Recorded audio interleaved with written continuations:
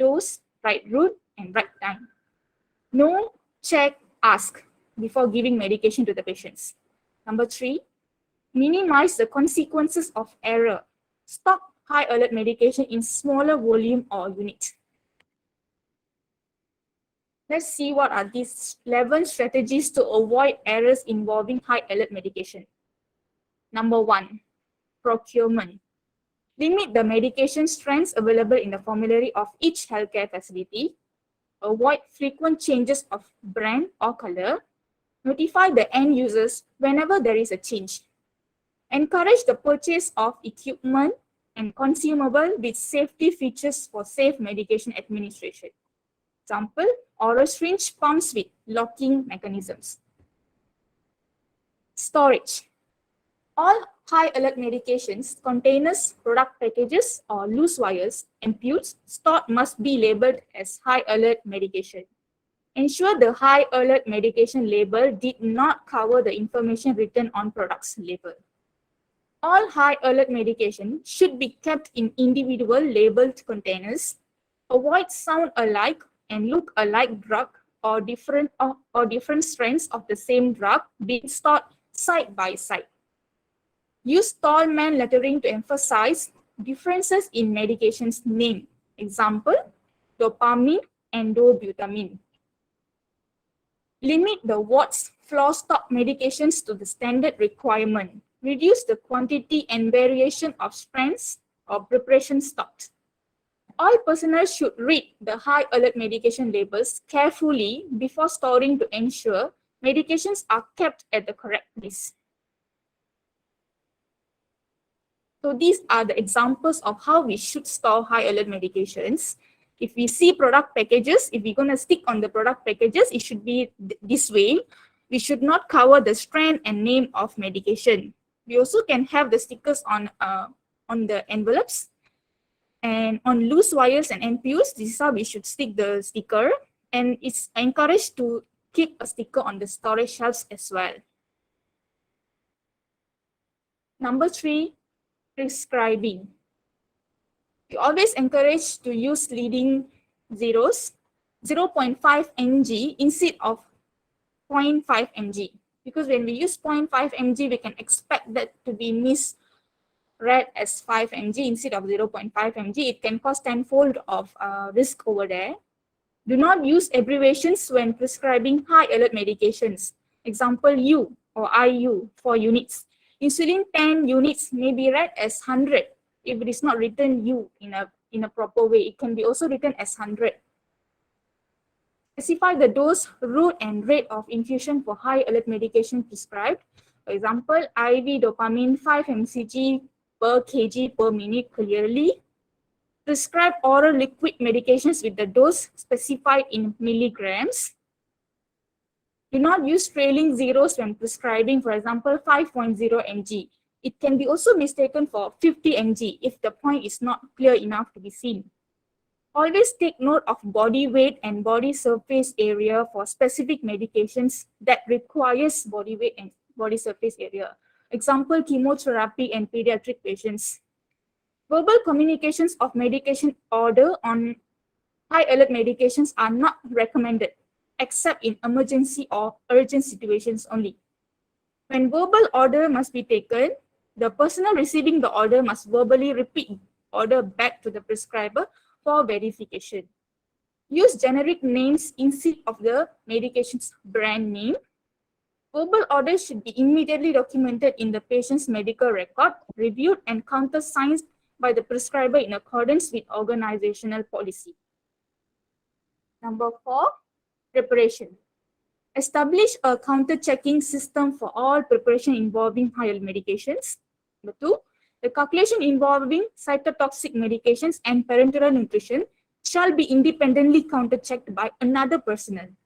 Extemporaneous preparations shall be independently counter-checked by another personnel as well. All diluted medications must be labeled with the name and strength immediately upon dilution. These are the example of label, where we can see we must write the drug concentration, date prepared, time prepared, patient's name, their RN number, prepared by whom and checked by whom, to make sure there's 2 different personnel have checked those labels. Next, dispensing. All high alert medication containers, product packages, or loose wires, MPUs issued to wards, units must be labeled as high alert medications. High alert medications to be dispensed to patients need not be labeled as high alert. High alert medication must be counter-checked before dispensing. High alert medication shall be checked upon receiving by the healthcare professional. These are our administrations. Number 6. Return all unused medication to pharmacy when no longer required. Ensure administration of intrathecal cytotoxic medications, epidural analgesics, and parenteral nutrition is done by trained personnel. Ensure no distraction during the administration of medications to patients by implementing special measures. Example, wearing special vest. Label the distal ends of all access lines to distinguish IV from epidural lines. The following particulars shall be independently counter-checked against the prescription or medication chart at the bedside by 2 appropriate personnel before administration. Patient's name, RN or IC number, name, dose, and strength of medication. Route and rate, expiry date, and line attachments. Number 7, monitoring. Closely monitor vital signs, laboratory data, patients respond before and after administration of a medication. Keep antidotes and resuscitation equipment in wards, emergency rooms, or units. Number 8, ensure complete documentation on the medication record. Always verify any unclear or inaccurate documentation prior to dispensing or administrating medications. Number 9, medication information. List of high alert medication used within the facility shall be identified. List of high alert medication shall be disseminated to all healthcare personnel in the facility. Updated reference or dilution guide should be made available in the ward, treatment room, and pharmacy. Monitor and report adverse drug reaction and medication errors related to high alert medications. Number 10, all healthcare personnel shall be trained in safe handling of high alert medication and emphasize on the importance of counter-checking to prevent potential errors and enable them to respond promptly when mistakes do occur. 11, patient's education. Educate patient and family members or caregivers on 5 rights. Know your medicines, right patient, right medication, right dose, right route, at right time. Common side effects or potential adverse events should be also educated to the patient's family members or the caregivers, and adherence to medication regimens. Okay, let's see dilution. These are some of the examples of dilution of high alert medications. Adenosine, 6 mg per 2 ml. Further dilution is not required. Adrenaline, diluted in normal saline or dextrose 5. Amiodarone, if you can see, I've highlighted, it can be only diluted in dextrose 5. Digoxin can be diluted in normal saline or dextrose 5. Dobutamine, dopamine, magnesium sulfate. Noradrenaline, again, I've highlighted, it only can be diluted in dextrose 5. Vitamin K1, potassium chloride injection. Note, all high alert medication can be diluted with normal saline except noradrenaline and amiodarone. Only can be diluted with dextrose 5. Why is that so?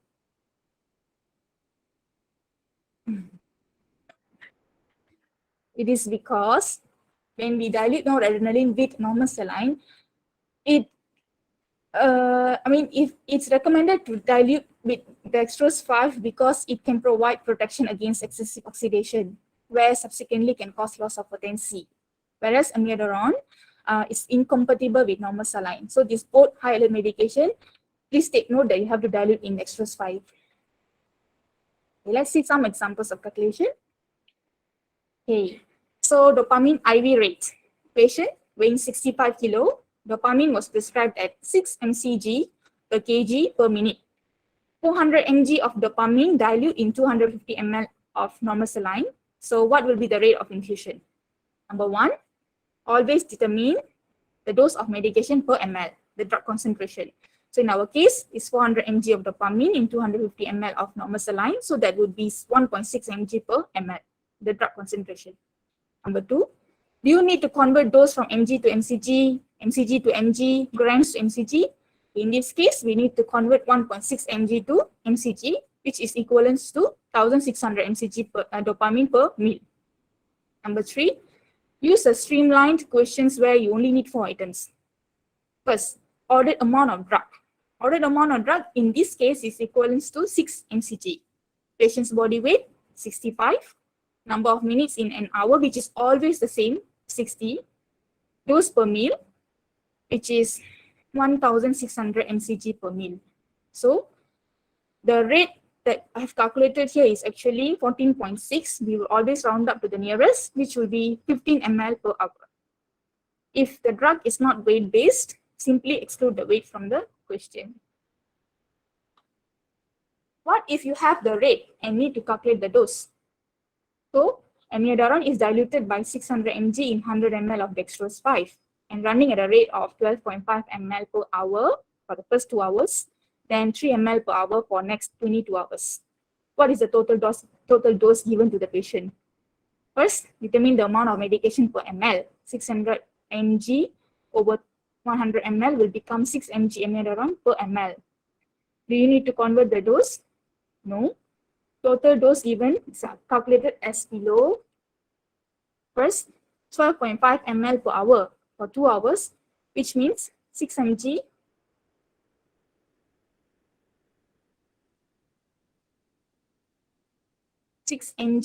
times 12.5 times 2 equivalents to 150 mg.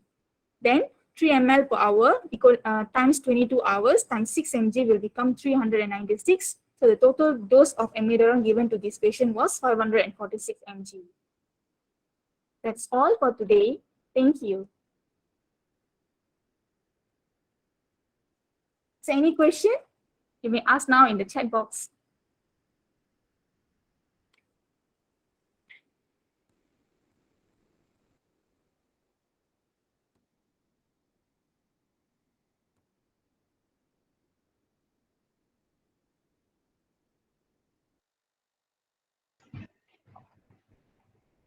Assalamualaikum dan salam sejahtera. Dengar tak? Boleh dengar. Boleh dengar. Okey. Saya Puan Norana Naharudin, HOD Farmasi. Saya nak ulas sedikit lah kenapa kita telah memilih tajuk ini ya. Untuk makluman tuan-tuan dan puan-puan ya. Medication safety ini ialah termasuk dalam Malaysian Patient Safety, dalam salah satu daripada goal ya, Malaysian Patient Safety Goal, iaitu dia adalah goal number 3, medication safety, okay. So dalam so this is KPI untuk pengarah kita semualah, bukan pengarah saja. KPI untuk semua untuk memastikan pesakit mendapat ubat yang selamat ya semasa mereka dirawat di HSA. Okey, untuk makluman semua, bagi medication safety goal ini yang terbaru pada tahun 2022, dia telah the goals telah diubah sedikit ya.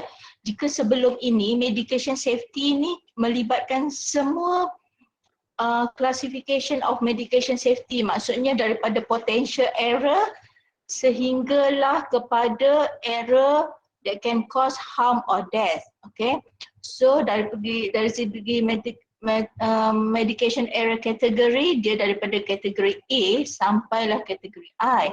Tetapi pada tahun 2022 ini medication safety goal telah diubah sedikit. So KPI kita bermula daripada error and harm ya. So medication kategori bermula dari kategori F, iaitu an error occurred that may have contributed to or resulted in temporary harm to the patient and require initial or prolonged hospitalization. Maksudnya dia bermula apabila KPI ini bermula apabila pesakit betul-betul mendapat ubat tersebut, bukan potential harm. Pesakit menerima ubat tersebut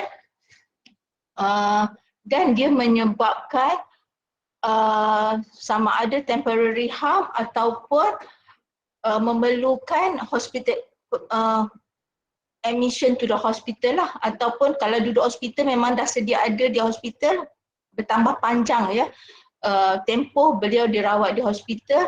And then G, an error occurred that may have contributed to resulted in permanent patient harm. Maksudnya ataupun kalau kategori G, patient akan mengalami permanent patient harm. H, require intervention necessary to sustain life. Untuk menyelamatkan nyawa pesakit, sesuatu perkara perlu dilakukan, ya, satu intervention perlu dilakukan. Dan I, error occurred dan boleh menyebabkan pesakit meninggal. So KPI untuk medication safety ini meliputi 4 kategori ini, ya. Jadi untuk makluman semualah, that's why kami memilih high alert medication, because high alert medication ini jika kesilapan pengubatan itu disebabkan oleh kesalahan administrasi atau menggunakan high alert medication, the possibility patient akan develop kesan mengikut kategori F sampai I ini ada sangat tinggi lah, ya. Jadi itulah makluman saya, supaya saya harap ini akan menjadi awareness lah kepada semua petugas di HSA untuk kita menambah baik perkhidmatan kita lah, ya. Okey, terima kasih.